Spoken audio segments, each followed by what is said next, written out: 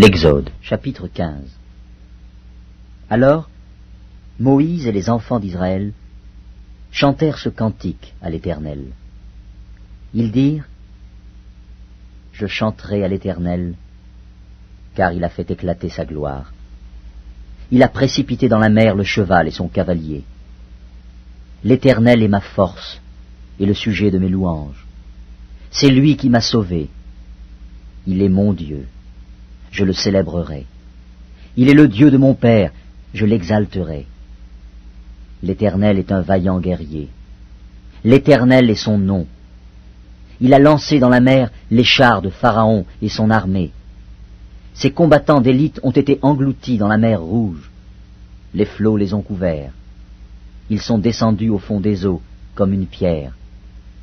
Ta droite, ô Éternel, a signalé sa force.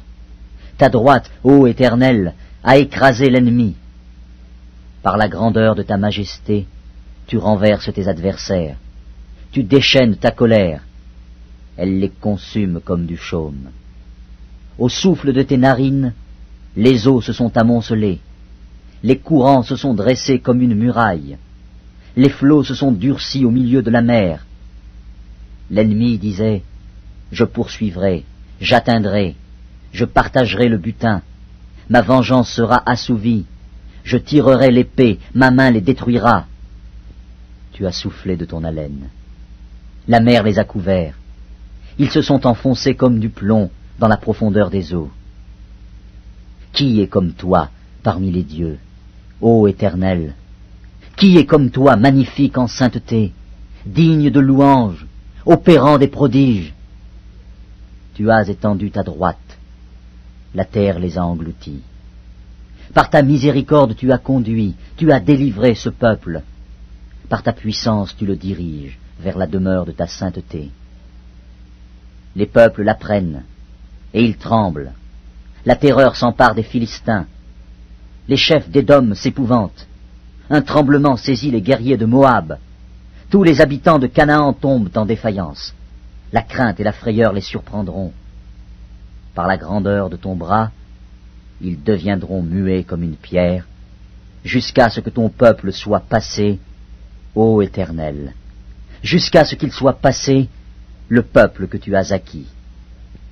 Tu les amèneras, et tu les établiras sur la montagne de ton héritage, au lieu que tu as préparé pour ta demeure, ô Éternel, au sanctuaire, Seigneur, que tes mains ont fondé. L'Éternel régnera éternellement et à toujours.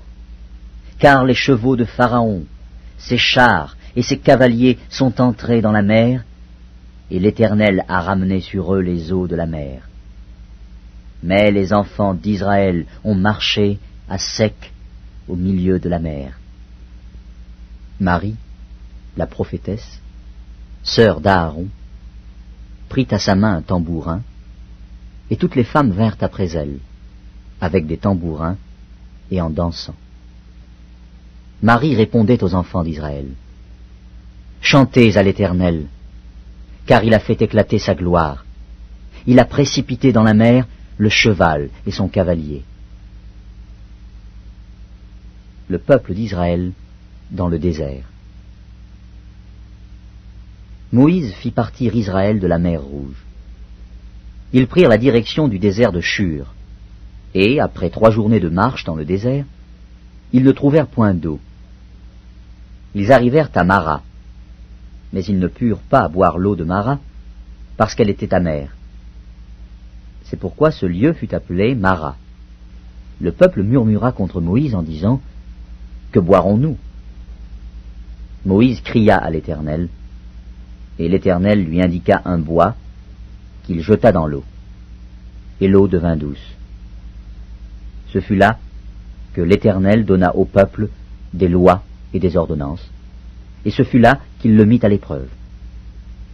Il dit : Si tu écoutes attentivement la voix de l'Éternel, ton Dieu, si tu fais ce qui est droit à ses yeux, si tu prêtes l'oreille à ses commandements, et si tu observes toutes ses lois, je ne te frapperai d'aucune des maladies dont j'ai frappé les Égyptiens, car je suis l'Éternel qui te guérit. Ils arrivèrent à Élim, où il y avait 12 sources d'eau et 70 palmiers. Ils campèrent là, près de l'eau.